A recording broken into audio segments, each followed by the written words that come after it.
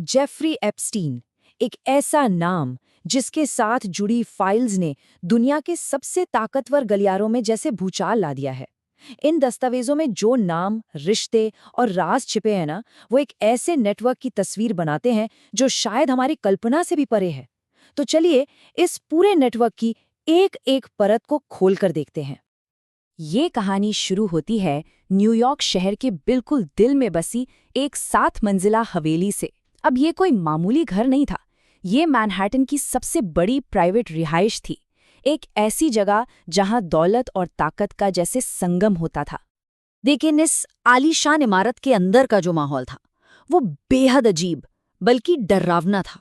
सोचिए, दरवाजे पर दर्जनों नकली आंखें लगी हैं, जैसे हर आने जाने वाले पर नजर रख रही हों। छत से एक दुल्हन की मूर्ति लटक रही है और लोलीता जैसे उपन्यास का पहला एडिशन डिस्प्ले पर रखा है।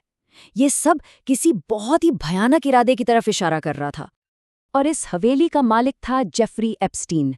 जब उससे किसी ने पूछा कि क्या वो खुद को शैतान समझता है, तो उसका जवाब सुनिए, नहीं, लेकिन मेरे पास एक अच्छा आईना है।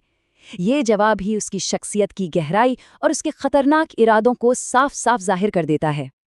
तो ये साफ है कि ये हवेली सिर्फ एक इमारत नहीं थी, बल्कि एक बहुत ही अंधेरी कहानी का सेंटर थी, जिसने दुनिया के सबसे शक्तिशाली लोगों को अपने जाल में फंसाया हुआ था।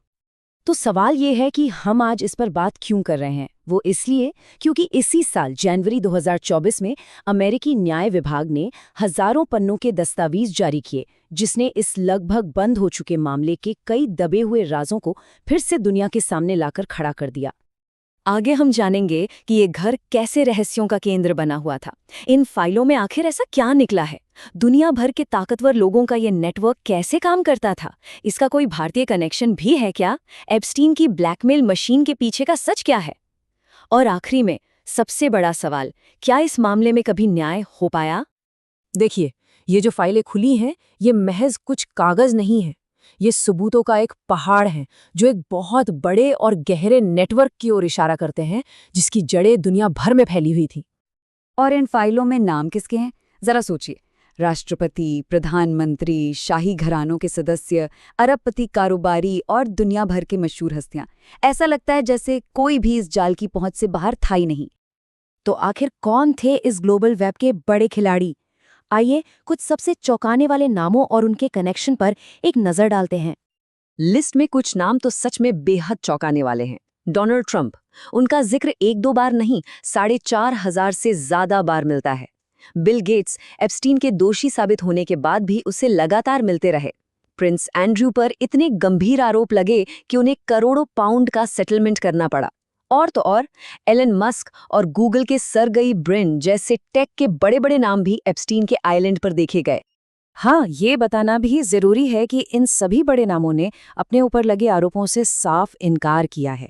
डोनाल्ड ट्रंप के ऑफिस ने इन दावों को झूठा बताया, तो वहीं बिल गेट्स के प्रतिनिधि ने भी आरोपों को पूरी तरह से खारिज कर दिया। लेकिन ये नेटवर्क सिर्फ पश्चिमी देशों तक ही सीमित नहीं था। इन फाइलों ने एक और बहुत ही हैरान करने वाला खुलासा किया है, और वो है इसका भारतीय कनेक्शन। ये दिखाता है कि एप्स्टीन का असर जियोपॉलिटिकल डील्स तक भी फैला हुआ था। जरा इस टाइमलाइन को देखें। ये मई 2019 की बात है, मतलब भारतीय चुनावों के नतीजों के ठीक बाद की। इन मैसेजेस से पता चलता है कि उद्योगपति अनिल अंबानी ने एप्स्टीन के जरिए उस वक्त के ट्रंप एडमिनिस्ट्रेशन के अहम रणनीतिकार स्टीव बैनन तक पहुंच बनाई थी। एप्स्टीन ने बैनन को बताया कि मोदी का आदमी उनसे मिलने आ रहा है। तो सवाल ये है कि इन मुलाकातों का असली मकसद क्या था?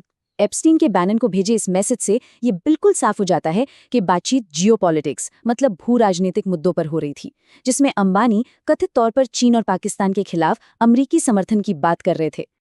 फाइलों में एक और अहम भारतीय नाम हरदीप सिंह पुरी का भी है। दस्तावेजों के मुताबिक सितंबर 2017 में मंत्री बनने से ठीक पहले उनकी एप्स्टीन से उसके घर पर कई बार मुलाकात हुई थी। हालांकि पुरी का कहना है कि ये मुलाकातें तब हुईं जब वो एक अंतर्राष्ट्रीय संस्था के लिए काम कर रहे थे। लेकिन यहाँ सबसे बड़ा सवाल उठता है कि एक मामूली से दिखने वाले फाइनेंसर के पास दुनिया के सबसे ताकतवर लोगों को झुकाने की इतनी शक्ति आए कहाँ से? इसका जवाब छिपा है उसकी बदनाम ब्लैकमेल मशीन में। एक पीड़िता हैं मारिया फामर, उनका ये बयान रोंगटे खड़े कर देने वाला है। उन्होंने बताया कि कैसे एप्स्टीन के घरों में हर जगह, बेडरूम, बाथरूम, हर कोने में छिपे हुए कैमरे लगे थे, जिनकी लाइव फीड एक कंट्रोल रूम में लगातार देखी जाती थी। तो ये कथित ऑपरेशन एक सोची समझी मशीन की तरह काम करता था। पहला स्टेप, शक्तिशाली मेहमानों को बुलाया जाता था, फिर छिपे हुए कैमरों से उन्हें सीक्रेटली रिकॉर्ड किया जाता। इन रिकॉर्डिंग्स को नामों के साथ सीडी में सेव किया जाता और आखिर में इसी का इस्तेमाल करके उन्हें ब्लैकमेल किया जाता था ताकि अपना प्रभाव और ताकत बढ़ाई जा सके। इतने बड़े खुलासे, इतने सारे नाम और इतने सबूतों के बाद क्या पीड़ितों को न्याय मिला?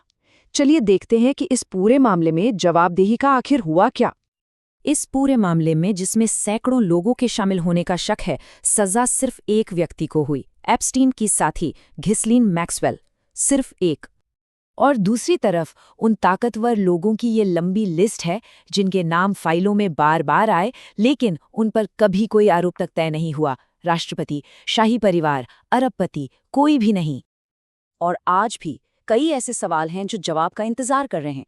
जेल में एप्स्टीन की रहस्यमयी मौत, जिसे सुसाइड कहा गया, उस पर हमेशा शक रहा। इस केस से जुड़े कई और लोगों की मौत भी सवालों के घेरे में है, और सबसे बड़ी बात, अभी भी 40% दस्तावेज पब्लिक नहीं किए गए हैं। तो अंत में ये एक सवाल बचता है, जेफरी एप्स्टीन तो चला गया, लेकिन क्या वो सिस्टम भी खत्म हो गया है जो ऐसे ताकतवर लोगों को बचाता है और उन्हें कानून से भी ऊपर रखता है?